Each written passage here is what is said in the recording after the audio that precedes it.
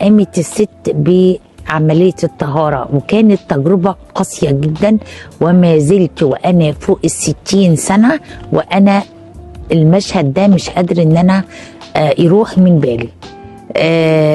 وفعلا الحمد لله إن أنا عديت منها، لأني كانت أختي أكبر مني عملت الأول وحصل لها نزيف وراحوا بيها المستشفى، وكانت حالتها خطيرة والحمد لله عدت على خير.